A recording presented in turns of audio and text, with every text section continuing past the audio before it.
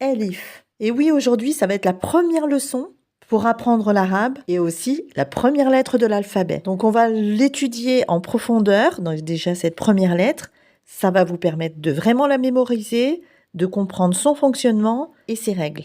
D'abord, avant tout, je tiens à vous féliciter parce que vous avez fait le pas d'apprendre la langue arabe. Donc, c'est la première étape vers la réussite. Alors, ne baissez jamais les bras et surtout, allez jusqu'au bout. Vous allez voir, vous allez être surpris par vos efforts et puis par votre capacité. Alors, on commence tout de suite avec la lettre Elif, qui est la première lettre de l'alphabet. Et pourquoi j'en fais tout un cours? C'est parce que c'est l'une des lettres les plus fondamentales de l'alphabet arabe. Cette lettre, c'est pas seulement une lettre parmi tant d'autres, elle a également une signification symbolique dans la culture arabe.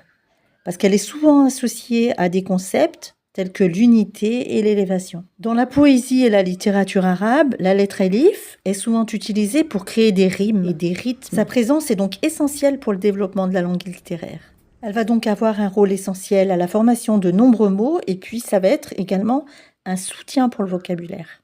Dans le monde fascinant de l'apprentissage des langues, chaque lettre porte une signification et une importance unique. Beaucoup de mots commencent par la lettre Elif et c'est ce qui en fait un élément fondamental pour tous ceux qui apprennent cette langue.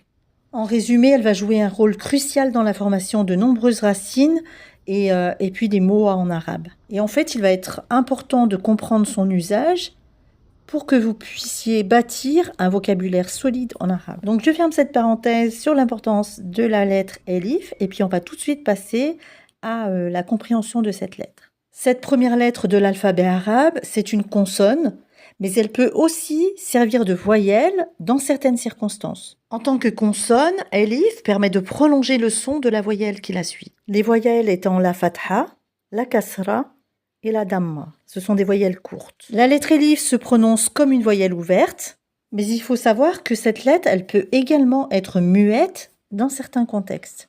Et lorsque nous la prononçons, nous produisons un son qui est similaire au A dans le mot papa. Comme par exemple pour le nom Allah. Et dans la calligraphie arabe, cette lettre Elif est souvent représentée par une simple ligne droite. Et quand Elif apparaît dans un mot, eh bien cette barre verticale, elle peut parfois sembler disparaître ou se transformer. Donc cela se produit souvent lorsqu'Elif porte une voyelle diacritique, donc je vous expliquerai après, comme la kasra ou la damma. Mais pas d'inquiétude, vous reconnaîtrez facilement le Elif, notamment par la Hamza, qui est une sorte de petit 2 à l'envers. Et dès que vous voyez ce signe, vous savez que vous avez affaire à un Elif. Il faut savoir que les lettres de l'alphabet arabe s'écrivent différemment selon si elles se trouvent en début de mot, en milieu de mot ou en fin de mot. Et c'est le cas également pour le Elif. Sa forme, son apparition et son utilisation vont varier en fonction de sa position dans un mot. Et bien qu'elle ne se lie qu'à la lettre précédente, elle apparaît sous diverses formes et avec différentes voyelles. Donc ça, on va le voir et vous allez comprendre. Donc Elif a plusieurs variantes. Il peut s'écrire de manière isolée. En début de mot, cela représente une ligne verticale qui peut être accompagnée d'une hamza. Une hamza, c'est une sorte de petit 2 à l'envers que l'on peut trouver aussi bien en haut que en bas, suivant le son qu'on veut lui donner. Et si elle est liée à la lettre précédente, donc c'est-à-dire que si elle est en milieu de mot, on va dire, ou après une première lettre de l'alphabet, elle va être liée par un petit trait horizontal sur la ligne principale. Plus simplement, en milieu de mot, il sera représenté comme un L majuscule avec une hamza au-dessus. Vous pourrez également le retrouver comme un petit i, sauf qu'à la place du point, vous trouverez une hamza. Et enfin, vous pourrez le trouver également comme un waw, une lettre que vous apprendrez un peu plus tard, qui est une lettre de l'alphabet, avec la hamza. En fin de mot, le Elif va s'écrire soit sous forme de grand L avec la hamza au-dessus, soit avec un yé qui est une autre lettre de l'alphabet que l'on verra plus tard également, avec une hamza au-dessus. On l'appelle alors le Elif maksura, soit avec un waw avec une hamza au-dessus, comme on l'a vu en milieu de mot. Pour commencer, je vous conseille de prendre votre cahier de brouillon et puis de vous entraîner à écrire la lettre Elif sous ses différentes formes. Et puis une fois que vous êtes à l'aise, vous prenez votre cahier d'écriture et puis vous essayez de l'écrire sans regarder pendant une ligne ou deux lignes pour chaque pour chaque façon de l'écrire. Donc une ligne de manière isolée, une ligne en début de mot, une ligne en milieu de mot et puis une ligne en fin de mot. Je vous conseille également de le prononcer à voix haute à chaque fois que vous l'écrivez pour bien le mémoriser. Le but étant de faire travailler à la fois la mémoire auditive et la mémoire visuelle. Nous allons maintenant passer aux règles de lecture. Donc vous prenez un autre cahier et vous mettez les règles de lecture. Ou mieux encore, vous prenez un classeur, vous mettez des intercalaires et vous faites une intercalaire règle de lecture. Ce sera plus simple à gérer qu'un cahier. Nous allons tout de suite commencer avec la fatha. On l'écrit comme un accent aigu et se prononce comme un accent grave. Donc si on met une fatha sur le elif, eh bien on prononcera le son E. Mais vous verrez que suivant certaines lettres, la fatha peut prendre le son A. Mais on ne va pas vous embrouiller là tout de suite. Retenez que pour le elif, c'est le son E. Et on le verra en temps voulu avec les lettres concernées. Et maintenant, nous allons passer à la deuxième règle de lecture qui est la kasra. La kasra est comme un accent aigu, mais sauf que cette fois-ci, on la trouve en bas de la lettre. Pour le elif, elle se trouvera en bas de la hamza, puisque la hamza se placera en dessous de la barre, pour donner le son I.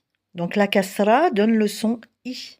Donc lorsque vous verrez un elif avec une barre en dessous qui est la kasra, eh bien vous saurez que c'est un I. Nous allons maintenant passer à la troisième règle qui est la damma. Et la damma se représente sous une sorte de petite boucle, une sorte de petit neuf que l'on retrouve au-dessus de la lettre. Et cette damma donne le son OU. Donc pour la lettre elif, on entendra OU. Retenez que la fatha, la kasra et la damma sont des voyelles courtes et qu'il existe également des voyelles longues, ainsi que d'autres sons. Et on ne va pas en parler aujourd'hui parce que j'aimerais surtout pas vous perdre. On récapitule les voyelles courtes. Donc vous avez la fatha dans un premier temps.